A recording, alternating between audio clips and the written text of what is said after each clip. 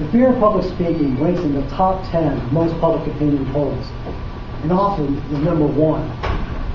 Hello Toastmasters and honored guests. Why do we fear public speaking? I will share some terrifying moments from my life and what I've learned about fear. When I was young, I was afraid of the dark. The boogeyman lurked in the dark. In 1975, I was 8 years old. We were living in Hawaii. A blockbuster movie had just been released. I was dying to see this movie. All my friends were seeing this movie. I begged my parents, drove them crazy. After many weeks of this, my father finally relented. The movie was Jaws. I was afraid of the dark. Now I'm afraid of the water. I was afraid to take a bath. Well, my fear drove me to learn about sharks and a little bit about plumbing. I returned to the tub and eventually to the ocean. A few years later, we moved to Newton, Alabama. Some friends of mine led me to a bridge near my grandmother's house. They told me a story about a man unjustly tried and hung for a crime he did not commit. As evidence, they pointed to this ditch about 3 feet in diameter and about 8 inches deep. They said that this man's spirit, his feet, eternally kept this ditch swept clean. That's proof. One of the boys threw some leaves into the ditch. Within a few seconds, they began to rustle and looked out of the ditch. According to my mother, I arrived home before my screens did. A few years later, many years later, it's December 31st, 2003, New Year's Eve. My wife and I are getting ready for bed. She's 9 months pregnant, and her water breaks. I'm actually quite calm at this point. We go to the hospital, get checked in. My wife gets hooked up to some machines. I'm getting some unusual readings. We're losing my daughter's heartbeat. The nurses get nervous. I'm getting scared.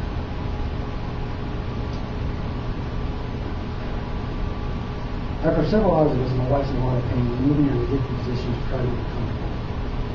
One of the nurses suggests that they're going to hook the sensor directly to my daughter's head to get the best possible readings. Just feeling inside my wife to find my daughter's head. She exclaims, "I can't find her head. It's all soft tissue." I'm actually freaking out now. I mean, I'm up against the wall. I'm just freaking out. I've heard about babies whose skulls don't fully develop. They're born and die a horrific death. A few hours later, an old grumpy doctor comes in the room, 5 a.m. Clearly not happy about being there that early on New Year's Day. Grabs the ultrasound, puts the gel on it, rubs it over my wife's belly, and an instruction away to the nurses. "That's a head, that's a butt, she's breech." He turns to me. "Yeah, your daughter's fine. She'll be here in about an hour. Prep the OR." He walks out with all this confidence. He takes all the fear, panic, and anxiety out of me. The relief comes over me so quickly I almost pass out. An hour later, there's my daughter, beautiful, perfectly healthy. 6 hours earlier, it could have saved me thousands of dollars in taxes. The purpose of fear is to warn us from danger. The fear is relative. Personally, I'd be scared to death to walk the burgers of a high-rise construction project. Clearly, others are not. I recently learned an acronym for fear. False evidence appearing real. False evidence appears real because it's hidden from the truth. Where there's an irrational fear of the boogeyman, natural forces appearing supernatural, lack of knowledge, experience, or understanding of the situation, the only way to overcome this fear is exposing it to the light of truth. The truth about public speaking is fun, it's exciting, it's empowering. The guest at our last meeting, Bill, an experienced professional speaker, told us about when he was a child and just starting out. In one of his first speeches, he captured the imagination and froze an entire room of busy adults, waiters and all, with his very words. The power of the spoken word. We just feel like the guy president because he gave good speeches. Honored guests, please join us and start the journey. Fellow Toastmasters, thank you for this opportunity. Mr. Toastmaster.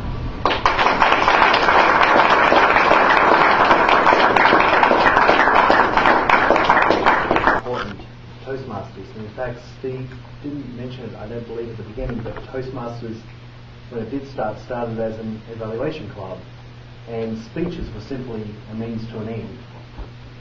And that became more focused on speaking. However, evaluations are still very important. In regards to Steve's comments that we haven't had a bad speaker yet, I haven't given my evaluation of him, so we should.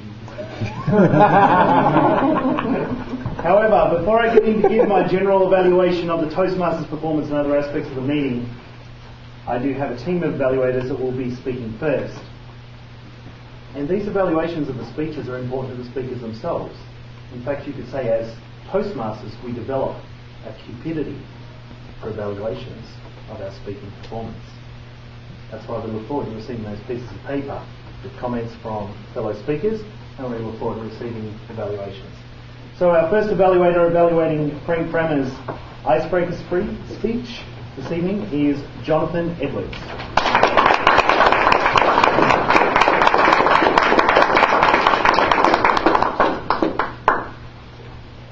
Thank you, Master General Evaluator, fellow Toastmasters, honored guests, and those of us in spirit, and of course, Mr. Frank.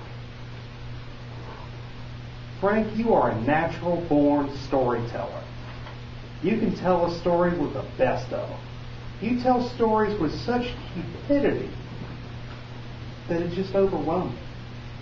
It was really remarkable, with this being your first speech, how you delved into all of the stories and really connected with us on a very personal level. I really enjoyed that.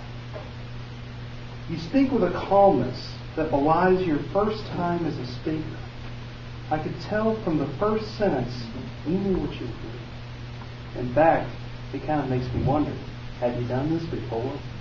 Have you really done this before? I have to wonder. You paused very well and you were very poised up here. Notice how smooth and how calm he projected himself. That is remarkable. The speech was very well organized and prepared.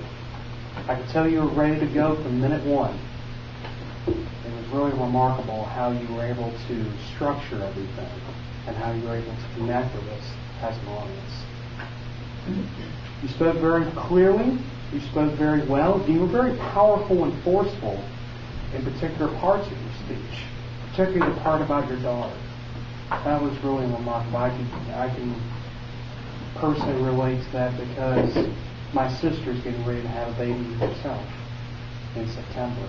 And I can just only begin to imagine what it's going to be like to be an uncle. You definitely structured your speech very well. You used notes, I saw, but your speech really didn't need it. You knew your story. This is you. This is all about your story and your life and how it all connects with us as an audience. That really spoke to me very well.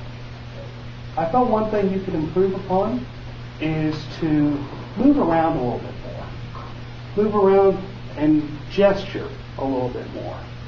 So that way the audience can see exactly what you're proposing to do and how you're structuring your speech.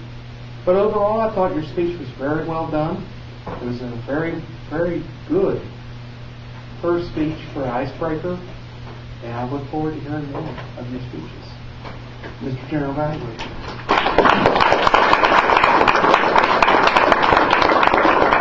So, first thing we're going to give out is a ribbon that we give out when you give your icebreaker, because it's a major accomplishment. So I would like to ask Frank to come up.